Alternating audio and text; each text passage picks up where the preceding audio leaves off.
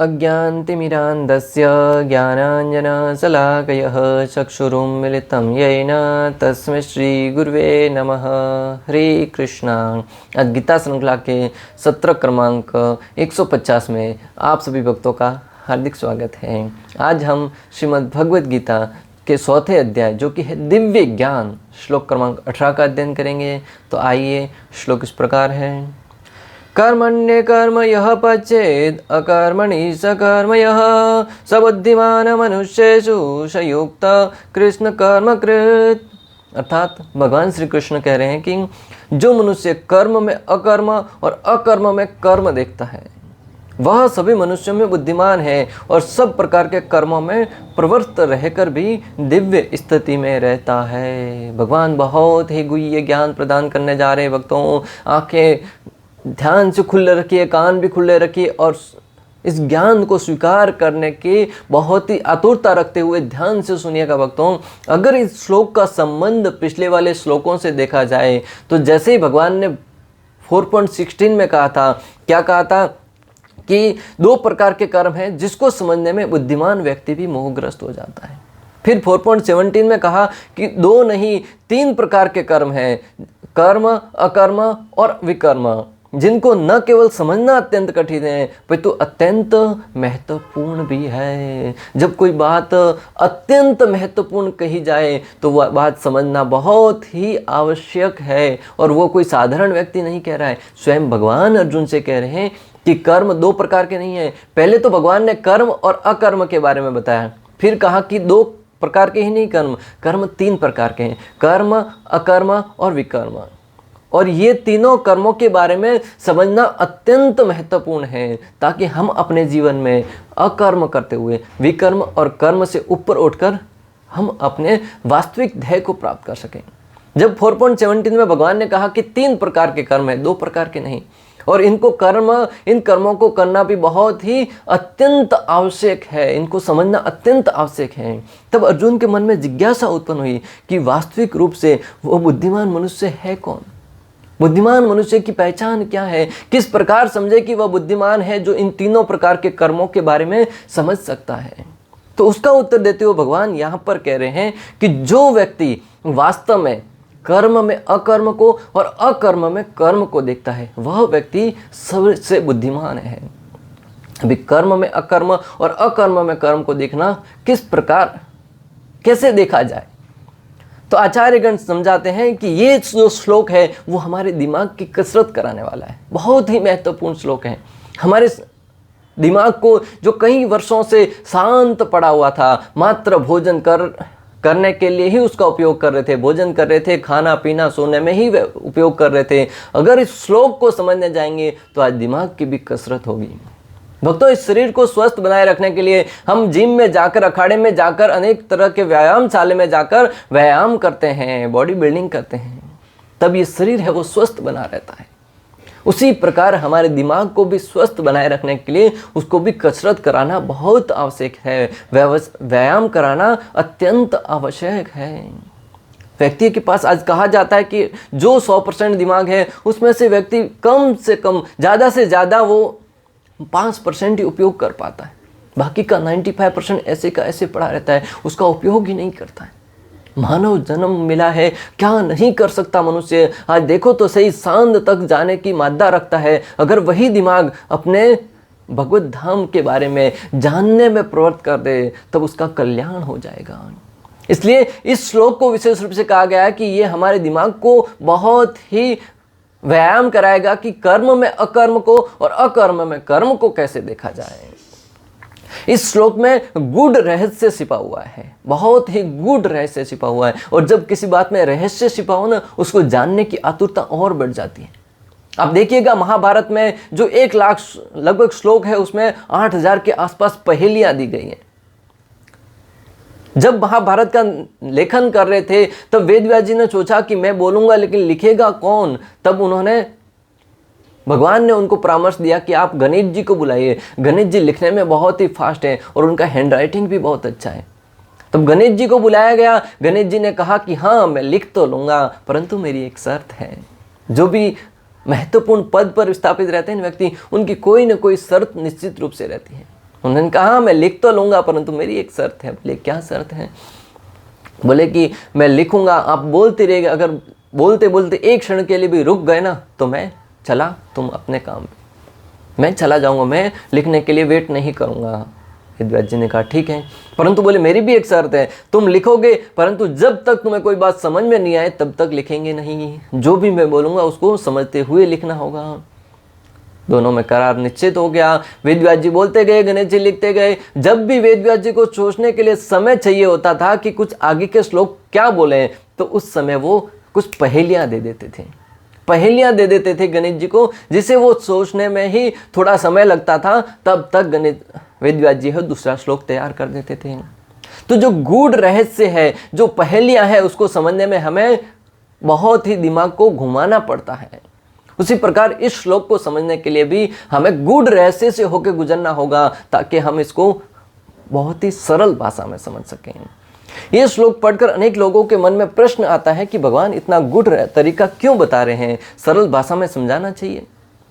स्वाभाविक है, जब कह रहे हैं कि श्लोक बहुत ही महत्वपूर्ण है तो सरल भाषा में समझाना चाहिए। इतना गूढ़ रहस्य, इतना घुमा फिरा के क्यों बोल रहे हैं? कर्म में अकर्म और अकर्म में कर्म को देखना कैसे संभव है? जिस प्रकार अक्सर लोग कहते हैं संपूर्ण गीता का सार यही है कि जो हो रहा है वो भी अच्छा हुआ, जो हुआ वो अच्छा हुआ, जो हो रहा है वह भी अच्छा ही हुआ, जो होगा वह भी अच्छा ही होगा। इसलिए तुम क्यों चिंता करता है? क्या लेके आया था, क्या लेके जाएगा? जो पाया यहीं से पाया, जो उपयोग किया यहीं पे उपयोग किया, जो खोया यहीं पे खोया। व्यर्थ में चिंता क्यों करता है भला? यह है भगवत गीता का सार, सरल भाषा में। इस भगवत गीता के सार को ऐसे प्रसारित किया जाता है जैसे स्वयं श्री कृष्ण ने उनसे कहा हो। फिर ये भगवत गीता इतने 18 अध्याय पढ़ने की क्या आवश्यकता है? 700 श्लोक पढ़ने की क्या आवश्यकता है? और ऐसे ऐसे गूढ़ रहस्यों वाले श्लोकों से गुजरने की क्या आवश्यकता है? मात्र ये परिभाषा समझ ली, बस भगवत गीता का सार मिल गया हमको। भक्तों, ये भगवत गीता का सार नहीं है। भगवत गीता का सार समझने के लिए हमें आचार्यों के चक्षुओं से देखना होगा, मार्गदर्शन में पढ़ना होगा। श्रील प्रभुपाद कहते हैं कि श्री कृष्ण, अक्सर कोई व्यक्ति देखते हैं, कोई महाभारत सीरियल देख लिया, कृष्ण लीला देख ली, फिर बोलते हैं हम तो कृष्ण को संपूर्ण रूप से जानते हैं। अरे कृष्ण को वृंदावन के रूप में जानने से पूर्व श्रील प्रभुपाद कहते हैं कि हमें उनको हस्तिनापुर में जो महाभारत के युद्ध में कृष्ण खड़े थे उनके रूप में जानना होगा। द्वारका में जो कृष्ण है उनको सर्वप्रथम जानना होगा, तब हम वृंदावन वाले कृष्ण को ठीक ठीक जान पाएंगे। कृष्ण यानी मात्र मोर मुकुट वाले कृष्ण वो नहीं है, नंद यशोदा के लाल कृष्ण नहीं है। कृष्ण है परम पुरुषोत्तम भगवान, सर्वश्रेष्ठ व्यक्ति परम पुरुषोत्तम भगवान है श्री कृष्ण। कृष्ण कोई साधारण एक ग्वाला नहीं है जो नंद और यशोदा का लाला है। हाँ, वो लीला करने के लिए अवतरित हुए, परंतु हमें जानना है कि वो है कौन वास्तव में। जिनको जानने के लिए हजारों जन्मों से तपस्या में रत योगी जन हैं, वो उनके नाखून के अग्रभाग का भी दर्शन नहीं कर पाए हैं। फिर आप और हम जुम्मा 7 दिन तो हुए हैं आके भक्ति में, और कहते हैं हम तो कृष्ण के बारे में सब जानते हैं, राम और कृष्ण के बारे में सब जानते हैं। क्या जानते हैं राम और कृष्ण के बारे में? भक्तों, इस श्लोक को अगर समझना है तो कृष्ण के कृष्ण जो भगवत गीता बता रहे हैं ना, उसको आचार्यों के मार्गदर्शन में समझना होगा, तभी हम इस श्लोक को ठीक से जान पाएंगे। चैतन्य चरितामृत में कृष्णदास कविराज गोस्वामी कहते हैं कि सिद्धांत समझना बहुत आवश्यक है। अगर भक्ति में प्रगति करना चाहते हैं तो सिद्धांत सीखना बहुत आवश्यक है। हम अक्सर सिद्धांतों से पलायन करना चाहते हैं, हम गुड़ी गुड़ी भक्ति करना पसंद करते हैं कि हाँ, मुझे तो स्वप्न में कृष्ण आए थे, मुझे तो स्वप्न में कृष्ण ने रास लीला दिखाई थी। क्या कृष्ण फ्री बैठे हैं कि तुम्हारे स्वप्न में आएंगे? दिन में जो कुछ सोचा था वो रात का भ्रम है, रात का वहम है, वो रात को दिन का वहम रात को माइंड में घूमता रहा, और कहते हैं कृष्ण मेरे स्वप्न में आए थे। हाँ, अगर आप इतनी स्थिति पर हैं तो आपको हम प्रणाम करते हैं, परंतु कृष्ण इतने सस्ते नहीं हैं कि किसी भी व्यक्ति के स्वप्न में आकर अपनी रासलीला दिखाएं। अरे जिस रासलीला में प्रवेश करने के लिए भगवान भोलेनाथ को भी राह में खड़ा होना पड़ता है, नारद मुनि जैसे संत हैं वो भी उसमें टकटकी लगाए देखते रहते हैं, राह देखते हैं, फिर आप और हमारी क्या योग्यता है भक्तों? इसलिए कृष्णदास कविराज गोस्वामी कहते हैं कि अगर भगवान को समझना है, भक्ति में प्रगति करना है, तो सिद्धांत समझने में आलस नहीं करना चाहिए। जो भगवत गीता का सिद्धांत है, भागवतम का सिद्धांत है, भक्ति रसामृत सिंधु है, रामायण है, वेद है, पुराण है, उन सिद्धांतों को समझना बहुत आवश्यक है। जो व्यक्ति सिद्धांत समझ जाता है वही भक्ति में प्रगति कर पाता है। इस भौतिक जगत में भी देखिए ना, कोई भी कार्य करने से पहले सिद्धांत समझना बहुत आवश्यक होता है। अगर हम सिद्धांत समझ गए तो कार्य बहुत सरल हो जाता है, पर ना अगर सिद्धांत नहीं समझे और कॉपी करने का प्रयास करते हैं या रटने का प्रयास करते हैं तो व्यक्ति कहीं ना कहीं जाके अटक जाएगा।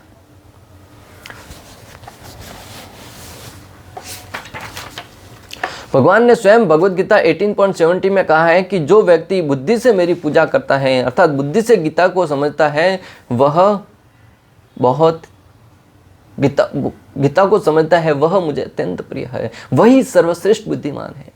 अर्थात भगवान 18वें अध्याय में अर्जुन से स्वयं कहते हैं, जो मेरी बुद्धि के द्वारा पूजा करता है, अगरबत्ती घुमा के नहीं, धूप बत्ती घुमाकर नहीं, दिया जलाकर नहीं, अनेक प्रकार का सामर्थ्य डुलाकर नहीं, जो बुद्धि के द्वारा भक्ति करता है। बुद्धि के द्वारा भक्ति करने का अभिप्राय क्या है?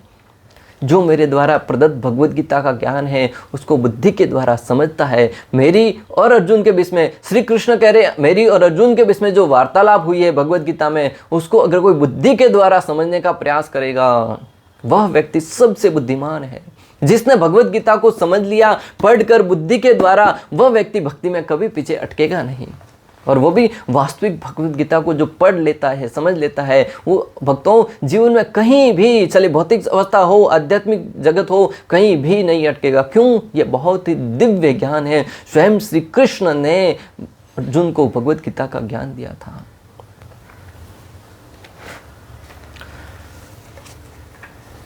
गीता को समझना जरूरी है, मात्र पढ़ना नहीं। भक्तों, भगवद गीता को समझना बहुत आवश्यक है, मात्र पढ़ने से कुछ नहीं होने वाला। इसलिए तो श्री कृष्ण ने 4.70 ने अभी पिछले वाले श्लोक में कहा, क्या कहा? कर्मण्यो है अपि बोद्धव्यम, बोद्धव्यम स विकर्मणः, अकर्म स्व बोद्धव्यम गहना कर्मणो गति।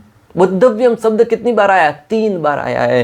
कर्मणो है अपि बोद्धव्यम, बोद्धव्यम स विकर्मणः, अकर्म स्व बोद्धव्यम गहना कर्मणो गति। 3 बार बोद्धव्यम शब्द आया, अर्थात बुद्धि के द्वारा समझो भक्तों। इसी गुड़ी गुड़ी नहीं समझना है, बुद्धि के द्वारा समझना होगा, तब भगवत गीता है वो आपके जीवन में कुछ काम करेगी।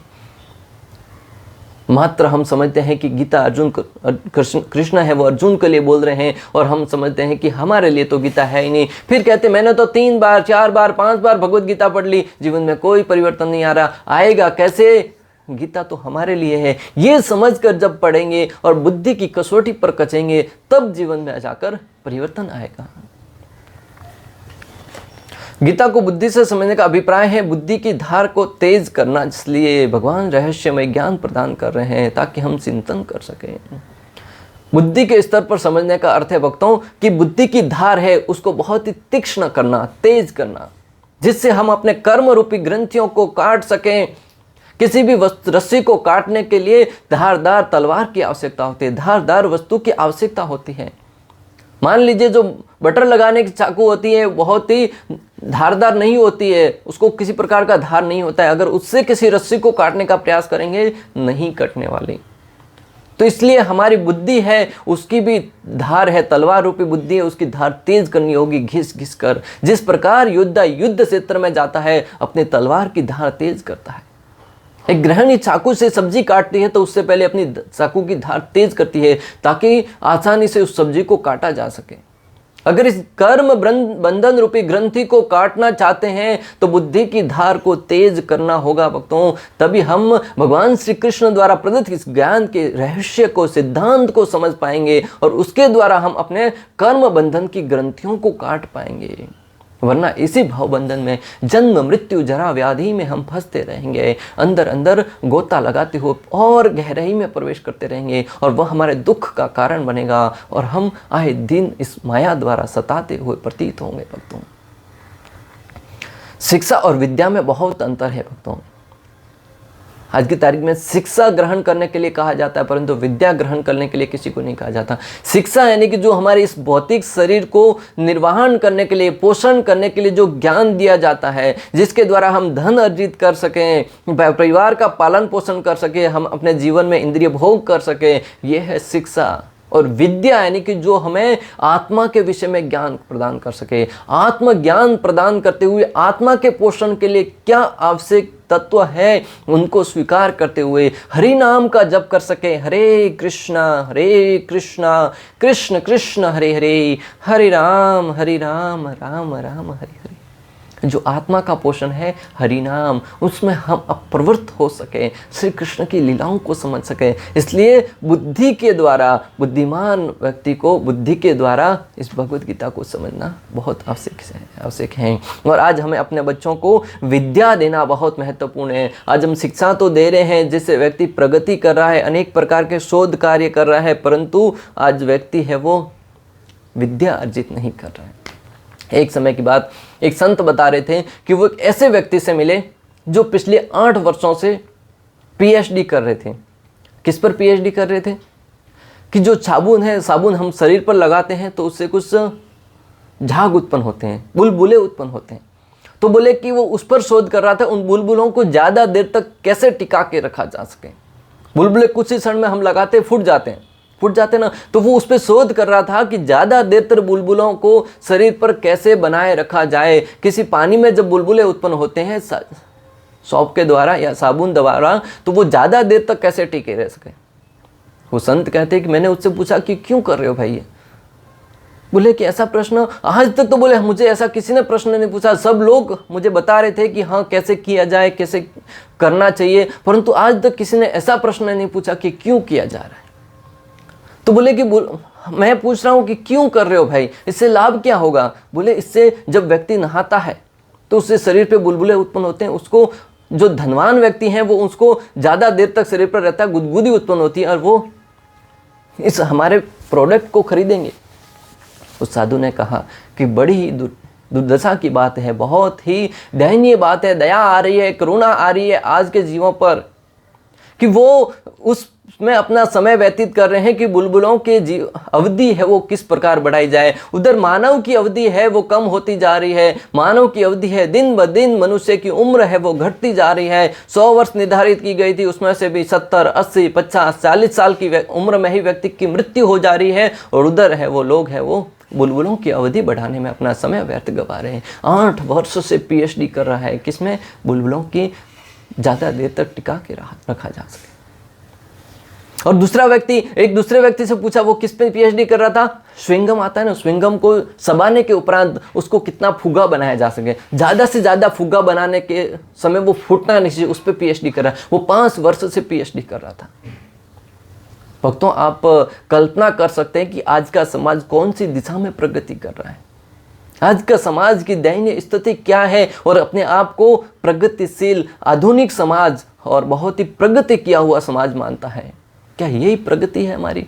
हम अधोगति की तरफ प्रवेश कर रहे हैं भक्तों। अज्ञानता के कारण हमें ज्ञान नहीं हो पा रहा है कि क्या सही है क्या गलत है, जहाँ रहे बहुत तेजी से परंतु गलत दिशा में। आज आप देखिए बड़े बड़े साइंटिस्ट है, डॉक्टर है जो कृष्ण भावनामृत में जीवन को अपना रहे हैं। क्यों? क्योंकि उनको वास्तविक ज्ञान प्राप्त हो गया कि वास्तविक ज्ञान यही है, अगर मैं आईआईटी करके भी ऐसे बुलबुले बनाने में लगा रहूँगा तो मेरे जीवन का क्या फ़ायदा भक्तों। जीवन निर्वहन तो इसलिए करना है कि मात्र आहार निद्रा भय मैथुन, फिर जीवन का उद्देश्य होना चाहिए कि भगवत प्राप्ति। मात्र आहार निद्रा भय मैथुन नहीं है, ये शरीर को स्वस्थ बनाए रखने के लिए साथ में सहायता प्रदान करने वाले वस्तु है, परंतु हमारे जीवन का वास्तविक मकसद ये होना चाहिए कि जीवन को सफल कैसे बनाया जाए। कृष्ण भावनामृत में कार्य करने वाला व्यक्ति स्वभावतः कर्म बंधन से मुक्त होता है। जो व्यक्ति कृष्ण भावनामृत में कार्य करता है वो स्वभावतः कर्म बंधन से मुक्त होता है। क्यों? क्योंकि वो अपने कर्मों का फल है वो कृष्ण को अर्पण करता है। उसके सारे कर्म कृष्ण के लिए होते हैं, अतः कर्म के फल से उसे कोई लाभ या हानि नहीं होती। उसके सारे के सारे कर्मों के फल है वो कृष्ण के लिए होते हैं, इसलिए उसके जो भी कर्म होते हैं उससे कोई लाभ या हानि नहीं होती। भक्तों, ये बहुत ही कर्म में अकर्म को देखने का पहला तरीका है। कर्म कर रहा है परंतु उस कर्म के फलों से आसक्त नहीं है, तो कर्म करते हुए भी वो अकर्म कर रहा है। पहला सिद्धांत, कर्म में अकर्म को देखना। तो यहाँ पे जो कर्म तो कर रहा है परंतु कर्म के फलों के बिना कर रहा है, तो वो कर्म करते हुए भी अकर्म कर रहा है। फलस्वरूप मानव समाज में सबसे बुद्धिमान है। भगवान जो कह रहे थे, अर्जुन ने जैसे जिज्ञासा हुई कि बुद्धिमान व्यक्ति की परिभाषा क्या है, तो यहाँ पे श्रील प्रभुपाद समझा रहे हैं कि जो व्यक्ति कर्म में अकर्म को देखता है वह बुद्धिमान है। तो जो व्यक्ति कृष्ण भावनामृत में जीवन यापन करता है वो व्यक्ति कर्म करते हुए भी अकर्म कर रहा है। निर्विशेषवादी इस भय से सारे कर्म करना बंद कर देता है कि कर्म फल उसके आत्म साक्षात्कार के मार्ग में बाधक न हो। जो निर्विशेषवादी व्यक्ति हैं वो ये सोचकर सारे के सारे कर्म करना बंद कर देता है कि कहीं मेरे जो कर्मों के फल है वो मेरे आध्यात्मिक जीवन में आत्म साक्षात्कार में बाधा उत्पन्न न करें। वो वन में जाकर वहाँ पे एकांत स्थान में रहकर तपस्या करने लगता है, भगवान पर ध्यान लगाता है। परंतु भक्तों के तत्व से देखा जाए तो वहाँ पर जाकर जो तपस्या कर रहा है उसके लिए भी उसे कर्म तो करना पड़ेगा। क्या अगर किसी के लिए कर्म ना करे तो शरीर निर्वहन के लिए तो कर्म करना बहुत आवश्यक है। हम पहले दूसरे अध्याय में पढ़ चुके हैं, तीसरे अध्याय में, कि अगर किसी के लिए कर्म ना करे तो जीवन निर्वहन के लिए तो कर्म करना बहुत आवश्यक है। न चाहते हुए भी करना पड़ेगा। भोजन लाना होगा। शरीर जब भोजन लाने के लिए अगर लकड़ी चूल्हा जलाता है तो उसमें हो सकता है किसी प्रकार के कीटाणुओं का मृत्यु हो जाए। श्वास लेते समय कई प्रकार के कीटाणुओं की मृत्यु होती है। चलते समय कई प्रकार के जीवाणु हमारे पांवों के नीचे आकर मर जाते हैं। जल पीते समय कई प्रकार के जीवाणु हमारे शरीर में जाकर मर जाते हैं। ऐसे न चाहते हुए भी अनेक प्रकार के हम अपराध करते हैं और उनके कर्मों का फल हमें लगता है। तो वो व्यक्ति ने कर्मों का त्याग किया था फल से बचने के लिए, परंतु एक दृष्टि से देखा जाए तो वो कर्म बंधन में बंधा हुआ हो रहा है। अकर्म में भी कर्म करता हुआ प्रतीत हो रहा है। उसने ये सिद्धांत लिया था, ये नियम लिया था कि वो अकर्म कर सके, परंतु अकर्म में भी कर्म करता हुआ प्रतीत हो रहा है। इसे बचने का आसान उपाय क्या है? कृष्ण भावनामृत। जो भी कर्म करते हो कृष्ण के लिए करो, आपका हर एक कार्य है वो भक्ति बन जाएगा। अर्जुन ने युद्ध क्षेत्र में युद्ध किया, अनेक लोगों की जाने ली, अनेक लोगों का संहार किया, परंतु वो भक्ति बन गया। क्यों? कृष्ण के लिए कर रहे थे। हनुमान जी ने पूरी की पूरी सेना को तहस नहस उजाड़ दिया, हनुमान जी ने लंका को उजाड़ दिया, परंतु वो भी भक्ति बन गया। क्यों? प्रभु श्री रामचंद्र के लिए किया था। भक्तों, ऐसे अनेक दृष्टांत आते हैं जहां पर आप एक कर्म करते हुए प्रतीत तो हो रहे हैं, परंतु वो कर्म में भी अकर्म दिखता है, क्योंकि वो भगवान के लिए किया जा रहा है। भक्तों, बहुत ही सरल सिद्धांत है कि जो कर्म भगवान के लिए किया जाए, भगवान की प्रसन्नता के लिए किया जाए, वह कर्म है वो आपको कर्म बंधन के फलों में, कर्म जो फल है उसमें नहीं बांधेगा। तो वो हो गया कर्म में अकर्म को देखना। और अकर्म में कर्म को देखने का अर्थ है कि व्यक्ति सारा का सारा संन्यास लेकर जाता है वन में तपस्या करने के लिए, परंतु वो जब जीवन निर्वाह के लिए कार्य करता है तो वो कर्म बंधन में बंधता है। इस सिद्धांत को कोई व्यक्ति समझ गया तो वो व्यक्ति वो सबसे बुद्धिमान है। दृष्टांत के लिए भक्तों, आप मान लीजिए कोई सैनिक है, सीमा पर जाकर युद्ध लड़ता है और युद्ध करते हुए सामने वाले विरोधियों की जान ले लेता है, उसको मृत्यु के घाट पर उतार देता है। क्या क्या उसने हत्या करी है। और दूसरा व्यक्ति कोई सिर फिरा, कोई आतंकवादी है, वो देश में आकर अनेक लोगों की हत्या कर देता है। क्या होगा? जो सैनिक ने सामने वाले विरोधी की हत्या करी उसको तो अनेक प्रकार के परमवीर चक्र है, अनेक प्रकार के चक्रों से नवाजा जाएगा, अनेक प्रकार के चक्रों से सम्मानित किया जाएगा, और दूसरे वाले आतंकवादी को जेल में डाल दिया जाएगा। कार्य तो दोनों ने एक साथ किया है, दोनों में अंतर क्या? एक व्यक्ति है वो सरकार के निर्देशन में कार्य करता है, एक व्यक्ति है सरकार के द्वारा मान्य उपाधियों के आधार पर कार्य कर रहा है, दूसरा व्यक्ति स्वयं के इंद्रिय भोग के लिए, स्वयं की मानसिक संतुष्टि के लिए कार्य कर रहा है। ये दोनों में बहुत सरल अंतर है भक्तों। श्रील प्रभुपाद बताते हैं कि जो व्यक्ति देश की रक्षा के लिए करता है वो सरकार के निर्देशन में करता है, इसके लिए वो उस कर्म के बंधन से मुक्त रहता है। दूसरा व्यक्ति अपने इंद्रिय तुष्टि के लिए करता है, वह व्यक्ति कर्म के बंधन में बनता है और जेल के सलाखों के पीछे जाता है। बहुत सरल भाषा में समझाने का तरीका है श्रील प्रभुपाद का। इस प्रकार अगर कोई व्यक्ति इस सिद्धांत को समझ जाएगा तो वो निश्चित रूप से मुक्ति पद प्राप्त करेगा।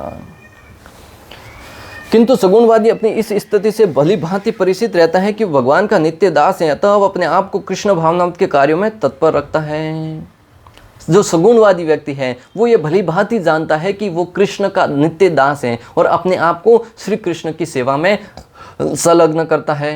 श्रील प्रभुपाद ने कितने सारे मंदिरों का निर्माण किया भगवान श्री कृष्ण की प्रसन्नता के लिए, और उस मंदिरों का निर्माण करते हुए अनेक जीवों की भी हत्या हुई होगी, अनेक प्रकार के अपराध भी हुए रहेंगे, परंतु फिर भी प्रभुपाद पूजनीय हैं। क्यों? क्योंकि वो कार्य सब उन्होंने भगवान की प्रसन्नता के लिए की, भगवान श्री कृष्ण को प्रसन्न करने के लिए किया गया। आज भी अनेक लोग हैं जो अपने माता पिता को छोड़कर भी प्रचार करने के लिए आते हैं, परंतु उसके माता पिता कुछ समय के लिए हो सकता है उनसे नाराज हो, परंतु जब उनको मालूम पड़ता है कि मेरा बच्चा सर्वश्रेष्ठ सेवा के लिए निकला है, समाज के उद्धार के लिए निकला है, समाज में अलग जगाने के लिए निकला है, जो समाज कई वर्षों से अंधकार में छिपा हुआ था उनको सूर्य की रोशनी प्रदान करने के लिए निकला है, श्रीमद् भागवतम रूपी भगवत गीता रूपी सूर्य प्रदान करने के लिए निकला है, तब उन माता पिता के गर्व से सीना चौड़ा हो जाता है।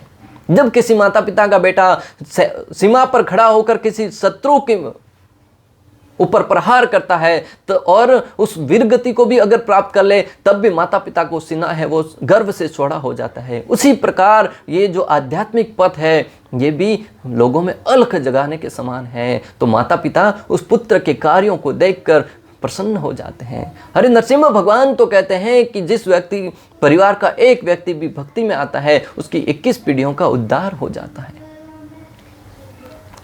इस प्रकार इस श्लोक में हमने अनेक प्रकार से समझा कि किस प्रकार कृष्ण भावनामृत में रहकर हम अपनी इंद्रिय तुष्टि से वंचित रहकर हम मात्र कृष्ण की प्रसन्नता के लिए कर्म करेंगे तो वो भक्ति है, वो हमारा कर्म है, वो भी भक्ति बन जाएगा। इस प्रकार श्लोक क्रमांक 18 का भक्ति वेदांत तात्पर्य पूर्ण हुआ। अंत तक हमारे साथ बने रहने के लिए आप सभी का हृदयपूर्वक प्रेम पूर्वक बहुत बहुत धन्यवाद। श्रील प्रभुपाद की जय, श्री श्री राधा गोपीनाथ भगवान की जय, श्रीमद् भगवद गीता की जय। हरे कृष्णा कृष्ण कृष्ण हरे हरे, हरे राम।